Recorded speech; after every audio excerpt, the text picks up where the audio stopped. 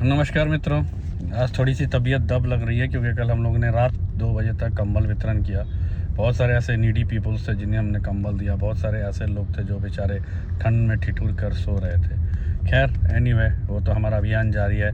आज भी हम बहुत सारे जगहों में कंबल डिस्ट्रीब्यूट करने वाले हैं। रात में देर रात्रि हो जाती है, 11:30-12 बज जाते हैं घर जाते जाते, पर मानव सेवा सर्वोत्तम है, सर्वप्रिय है। तो हम लोग इसीलिए भी मानव सेवा में लगे हुए हैं। हमारी पूरी टीम रात भर ये काम करती है। लेकिन क्या है ना कि कुछ लोगों ने मुझे पूछा कि ये बताइए सर कि मेरा कुछ काम नहीं हो रहा है, मैं बहुत सारे उलझनों में फंसा हुआ हूँ, ठीक है ना। तो मैंने उनसे एक बात बोली कि इस दुनिया में जितनी भी नदियाँ बहती हैं, ठीक है, उन सब का पानी कहाँ जाता है, कभी सोचा है आपने?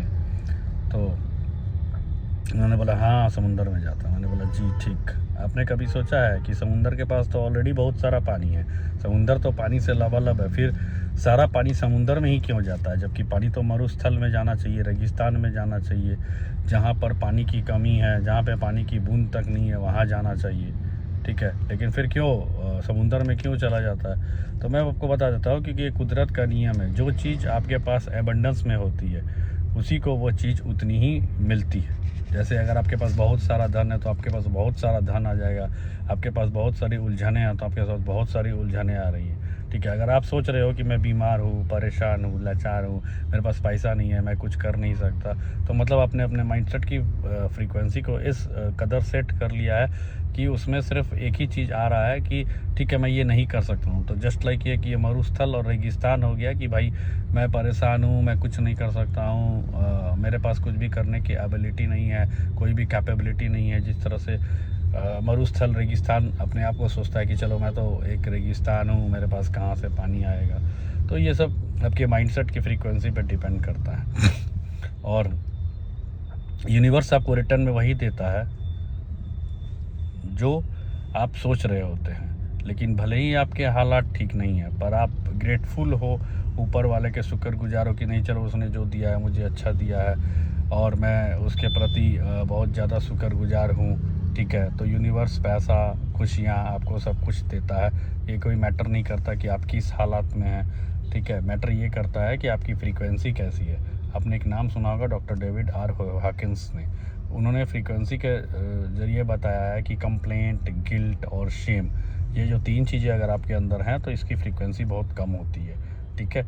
लेकिन अगर आप इसके विपरीत जाएं तो आप जैसे देखेंगे कि जो जितना ज़्यादा खुश है, जितना ज़्यादा लव में है, पीस में है, ग्रैटिट्यूड में है, तो उसकी फ्रीक्वेंसी उतनी ज़्यादा हाई होती है और वो उतनी ही हाई वॉल्यूम पे जाके उसकी फ्रीक्वेंसी वाइब्रेट करती है और वो अपने आप को सारा चीज़ अट्रैक्ट करती है। और उन्हीं के ज़िंदगी में मिरेकल होता है जिनके पॉजिटिव थिंकिंग होती है, जो पॉजिटिव सोचते हैं, जो कभी भी नेगेटिव नहीं सोचते हैं, तो उनकी लाइफ में ऑटोमेटिकली तरक्की अपने आप आती है। उनको किसी को तरक्की देने की ज़रूरत नहीं पड़ती या फिर उनको कोई बताने की ज़रूरत नहीं पड़ती।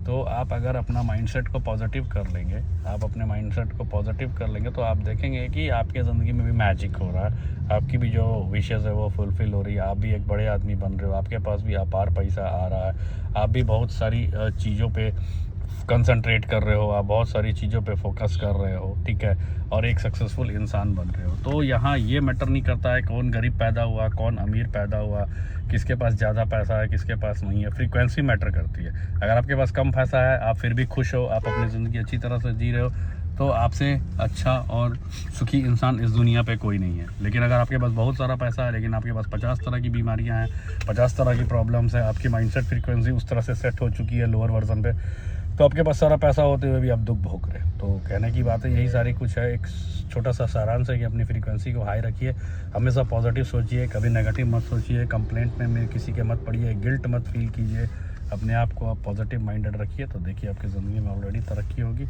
और इन्हीं बातों के साथ मैं आपका शुक्रिया गुजार करता हूँ। जय हिंद, जय भारत।